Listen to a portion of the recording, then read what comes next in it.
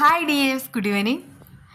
എന്തായാലും പുതിയ പുതിയ വിശേഷങ്ങൾക്കായി എല്ലാ കൂട്ടുകാർക്കും സ്വാഗതം.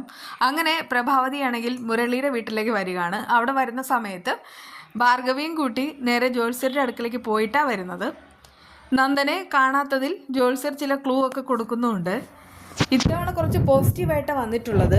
എന്നിട്ടും മുരളിയോടായി ചോദിക്കുന്നൊരു ചോദ്യമുണ്ട്. എന്തുകൊണ്ടാണ് നിൻ്റെ കൂട്ടുകാരനെ ഇതുവരെ നീ കണ്ടുപിടിക്കാത്തത്?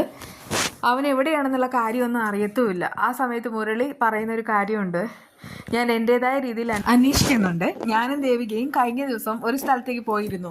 യസ്താപ്പൻ്റെ വീട്ടിലേക്ക് പോയ കാര്യം തന്നെയാണ് പറയുന്നതുമല്ല. അതേസമയം മുരളിക്കാണെങ്കിൽ നന്ദൻ്റെ കാര്യത്തിൽ ഭയങ്കരമായിട്ട് സങ്കടവും ടെൻഷനും ഉണ്ടെങ്കിലും നന്ദനിടയ്ക്ക് ഇസബല്ലയുമായിട്ട് പോയല്ലോ, ആ ഒരു കാര്യം ഓർത്തിട്ട് നന്ദനോടാണെങ്കിൽ തീർത്താൽ തീരാത്ത ദേഷ്യമുണ്ട്. എന്നാലും നന്ദനോട് ഇപ്പോഴും സ്നേഹം തന്നെയാണ്. അതുകൊണ്ടൊക്കെ തന്നെ നന്ദനെ രക്ഷപ്പെടുത്താം എന്നിങ്ങനെ മനസ്സിൽ വിചാരിക്കുന്നുമുണ്ട്.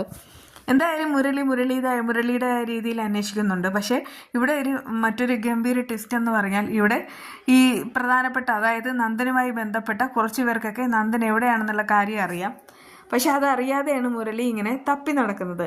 മുരളിയുമായിട്ടാണ് നന്ദന് ഈ കൂട്ടുകെട്ടുണ്ടായിരുന്നതെങ്കിൽ ഒരിക്കലും ഇങ്ങനെ ഒരു കാര്യം സംഭവിക്കില്ലായിരുന്നു. അങ്ങനെ അവസാനം നന്ദൻ കാര്യങ്ങളെല്ലാം അറിയുന്നുണ്ടല്ലോ. അതായത് തന്നെ ഏറ്റവും കൂടുതൽ ചതിച്ചത് താൻ ആത്മാർത്ഥമായിട്ട് സ്നേഹിച്ചിരുന്ന തൻ്റെ ആത്മാർത്ഥ സുഹൃത്തുക്കൾ തന്നെയാണ്. അതൊക്കെ അറിഞ്ഞതിന് ശേഷം നന്ദനാണെങ്കിൽ ഭയങ്കരമായിട്ട് കുറ്റബോധം ഉണ്ടാവുന്നുമുണ്ട്. പിന്നീട് ഈ മുരളിയും കാര്യങ്ങളൊക്കെ അറിയാണ്. ആ സമയത്ത് മുരളിയെ കാണാനായിട്ട് നന്ദൻ വരികയാണ്. എന്നിട്ടാണെങ്കിൽ നന്ദൻ ഇങ്ങനെ പൊട്ടിക്കരയുന്നുമുണ്ട്. മുരളി ചോദിക്കുന്നുണ്ട്, എന്തിനാ കരയണേ? അല്ല, നിനക്കൊരു കാര്യം അറിയാവോ? അതായത് നീ ഗൾഫിലായിരുന്ന സമയത്തൊക്കെ ഞങ്ങളുടെ ജീവിതത്തിലാണെങ്കിൽ ഒരുപാട് പ്രതികൂലമായിട്ടുള്ള സാഹചര്യങ്ങളും ദുരന്തങ്ങളും ഉണ്ടായിട്ടുണ്ട്.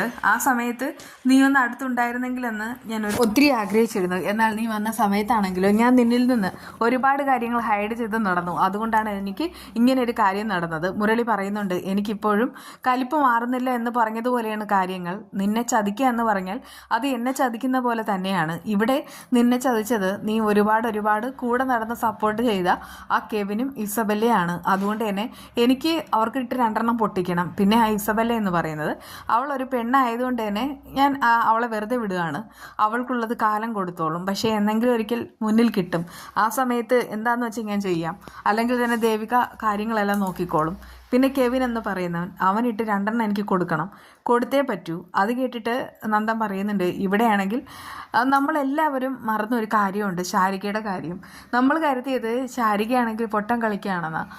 ശാരികയ്ക്ക് ഇങ്ങനെ ഒരു പ്രണയബന്ധം ഉണ്ടായിരുന്നെന്ന് പറഞ്ഞപ്പോൾ ആരായിരുന്നു എന്ന് പോലും നമ്മളങ്ങനെ അധികം തിരക്കിയിട്ടുമില്ല. പക്ഷേ ശാരിക നല്ല കുട്ടിയാണ്.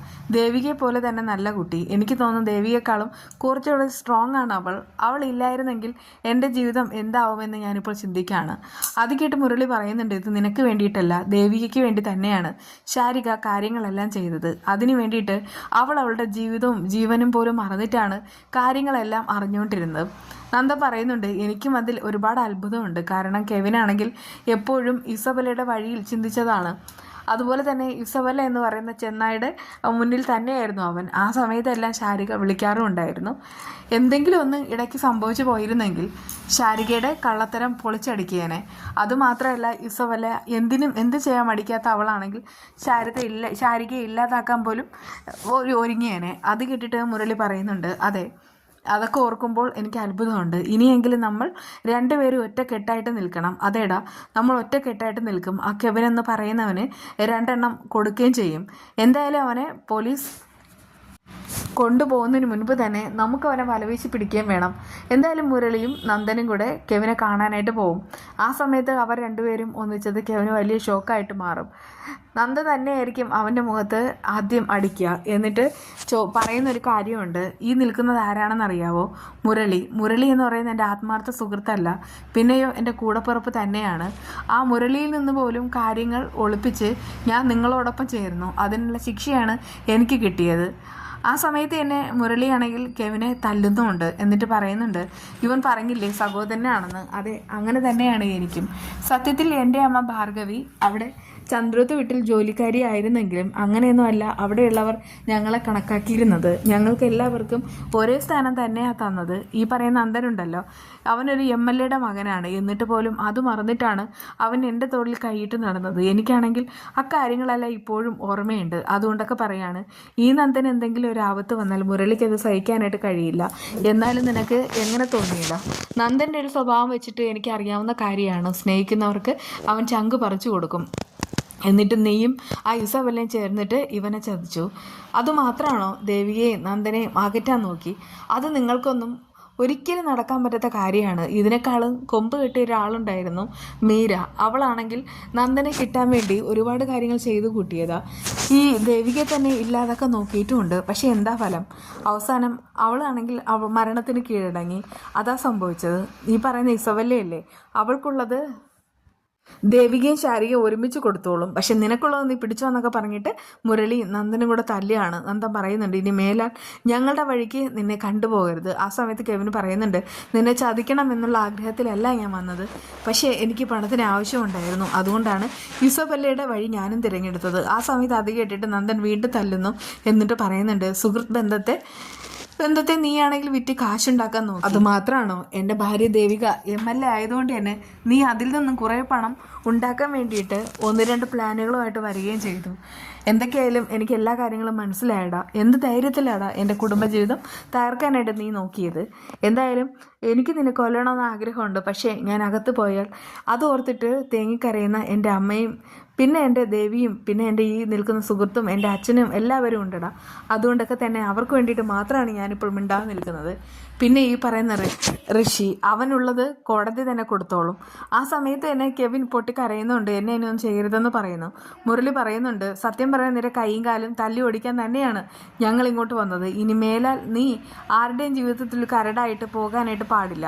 അപ്പോഴേക്കും കെവിൻ പറയുന്നുണ്ട്, ഇല്ല, ഇനി ഒരിക്കലും ഞാൻ നിങ്ങളുടേതായ വഴിക്ക് വരില്ല. കേസും കാര്യങ്ങളും എല്ലാം നടന്നുകൊണ്ടിരിക്കുകയാണല്ലോ, അതുകൊണ്ട് തന്നെ എനിക്ക് ദൂരേക്കെങ്ങും പോകാനും കഴിയില്ല. പക്ഷേ ഇതൊക്കെ തന്നെയാണ് എനിക്ക് കിട്ടിയ ശിക്ഷ. നന്ദൻ എന്ന് പറയുന്ന ഒരു ആത്മാർത്ഥ സുഹൃത്തിനെയും ദേവിക എന്ന് പറയുന്ന ഒരു പെൺ സുഹൃത്തിനെയും എനിക്ക് നഷ്ടമായി. അതിനെല്ലാം കാരണക്കാരി അവളാണ്, ആ ഇസബെല്ല. എനിക്ക് പല തവണയായിട്ട് തോന്നിയൊരു കാര്യമുണ്ട്, ഇസബെല്ലയിൽ നിന്ന് എങ്ങനെയെങ്കിലും മോചനം മേടിച്ച് പോകണമെന്ന്. പക്ഷേ അവളാണെങ്കിൽ പിടിമുറുക്കിക്കൊണ്ടേയിരുന്നു. അതുകൊണ്ടൊക്കെ തന്നെയാണ് എനിക്ക് പിന്നെ ഒന്നും ചെയ്യാൻ പറ്റാതിരുന്നത്. പക്ഷേ ഇനി ഞാൻ ഒരിക്കലും ഇനി തെറ്റായ രീതിയിലേക്ക് പോവില്ല. കാരണം ഇത് എൻ്റെ തീരുമാനമാണ്. ആ സമയത്ത് നന്ദനും മുരളിയും ചേർന്നിട്ട് അവനുള്ളത് നന്നായിട്ട് തന്നെ കൊടുക്കുകയാണ്. എന്തൊക്കെയായാലും ഇനി മുതൽ നമ്മൾ ഒരിക്കലും പിരിയില്ല എന്ന് നന്ദനാണെങ്കിൽ മുരളിയോട് പറയുകയും ചെയ്യുന്നു. അതെ, മുരളിയും നന്ദനും തന്നെയാണ് എപ്പോഴും കൂട്ടുകെട്ടായിട്ട് തുടരേണ്ടത്. അതിനിടയ്ക്ക് വരുന്നവരെല്ലാവരും ഈ കൂട്ടുവെട്ടാൻ വേണ്ടി നോക്കുന്നവരാണ്, അതിലുപരിയായിട്ട് കുടുംബം തകർക്കാൻ നോക്കുന്നവരും. എന്തായാലും മുരളിയാണെങ്കിൽ ദേവികയുടെ ഡ്രൈവറായിട്ട് തന്നെ തുടരും. നന്ദനാണെങ്കിൽ ഇനി പുതിയ ബിസിനസ്സിലേക്കും കാര്യങ്ങളിലേക്കും കടക്കുകയും ചെയ്യും. ഇതൊക്കെയാണ് വിശേഷങ്ങൾ. പിന്നെ മുട്ടക്കറി വയ്ക്കുന്ന സമയത്ത് കുറച്ച് കടലമാവ് പൊടി ഉണ്ടല്ലോ, അതാണെങ്കിൽ വെള്ളത്തിൽ കലക്കിയിട്ട് ചേർത്ത് കൊടുത്താലേ കറിക്കാണെങ്കിൽ നല്ല കൊഴുപ്പ് കിട്ടും. അപ്പോൾ വിശേഷങ്ങളുമായി കാണാം കേട്ടോ.